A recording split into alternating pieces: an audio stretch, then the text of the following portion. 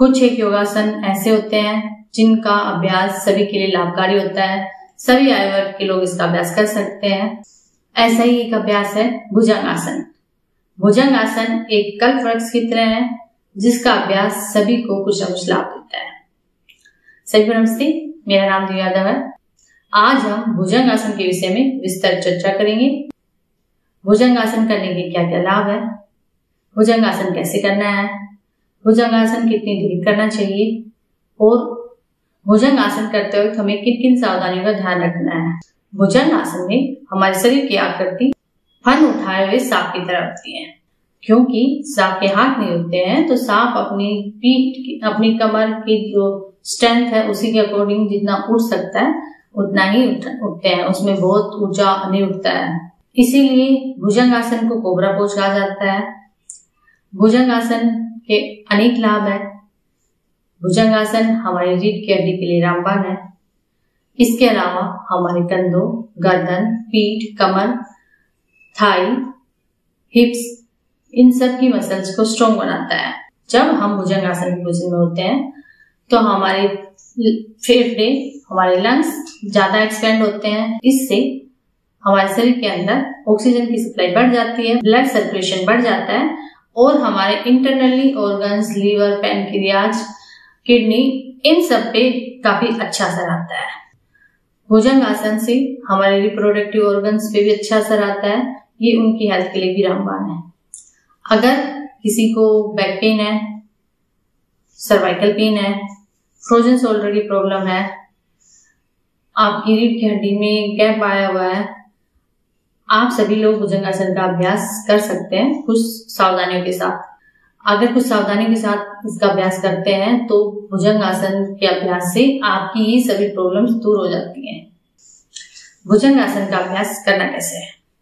भुजंगासन के अभ्यास के लिए हम अपने पेट के बल ऐसे आ जाते हैं, पीछे हमारे पैर आपस में मिले हुए हों या 1-2 इंच का डिस्टेंस हो, हाथ हम छाती के बराबर में रखेंगे, वो भी सांस को भरते हुए ऊपर जाएंगे, वहां पर अपनी सांस रोक के रखिए। अगर आपको दिक्कत है तो आप गहरी गहरी सांसें ले सकते हैं। वैसे प्रॉपर तरीके से अगर अभ्यास कर रहे हैं तो हमें वहां पर अपनी सांस को रोक के रखना होता है। जब हम सांस भरते हुए ऊपर जाएंगे तो हमें अपनी कोहनियों को ऐसे नहीं फैलाना है, कोहनियों को छाती के पास ही रखना है और कोहनियों को हमें पूरा सीधा नहीं करना है, थोड़ा कोहनी बेंड रहेंगी। अभ्यास शुरू करते हैं। हम इनहेल करते हुए ऐसे ऊपर आए, यहां पर आकर अपनी गर्दन को पीछे कर लिया और सांस को रोक के रखा। फिर सांस को छोड़ते हुए आराम से धीरे धीरे सहजता के साथ नीचे आ जाएंगे और नीचे आकर अपने दोनों हाथ एक दूसरे के ऊपर रख के और अपना माथा जमीन पर ऐसे टिका देंगे।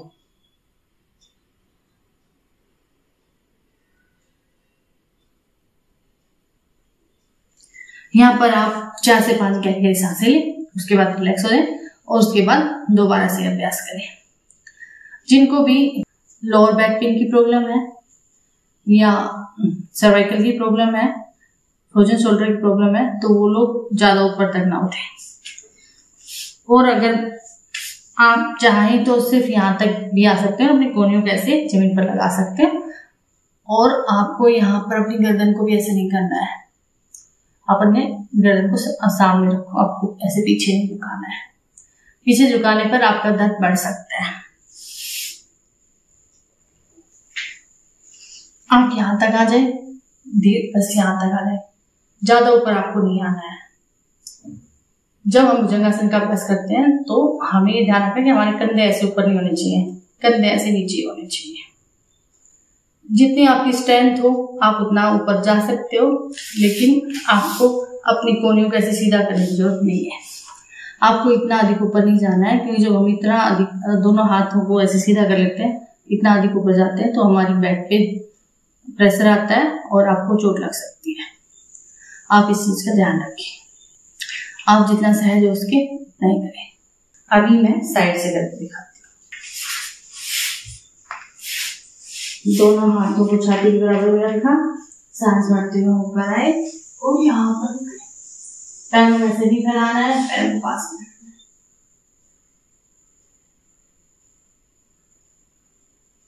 है। सांस छोड़ते हुए धीरे धीरे धीरे धीरे नीचे आ जाए, माथा जमीन पर लगाए और 3-4 गहरी गहरी सांसें लें।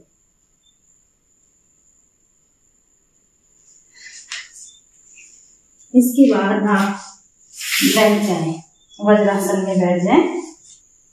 जब हम भुजंगासन का अभ्यास करते हैं तो हम अपनी गर्दन को पीछे झुकाते हैं, रीढ़ की हड्डी हमारी पीछे जाती है, क्योंकि हमने अपनी रीढ़ की हड्डी को बैकवर्ड बेंडिंग दी है। तो अभी आपको आगे झुक के आराम करना चाहिए।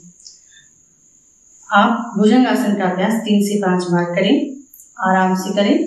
और भुजंगासन की पोजीशन में ऊपर जब ऐसे चले जाते हैं, गर्दन पीछे रखते हैं, तो वहां पर आप 10 सेकंड से शुरू करके 15, 20, 30 सेकंड तक आप इसका अभ्यास कर सकते हैं। बच्चों को जो 8 साल से बड़े हो चुके हैं, वो अगर इसका अभ्यास करेंगे तो उनके लिए बहुत लाभकारी है। इससे उनके लंग्स का और इंटरनल ऑर्गन्स का अच्छे से विकास होगा। जब आप 3 से 5 बार अभ्यास कर चुके हो, उसके बाद आप बालासन या गुरु प्रणाम में आकर अपने आप को रिलैक्स करें। इसके लिए हम दोनों हाथों को आगे फैलाएंगे और यहाँ पर 15-20 सेकंड रुकेंगे।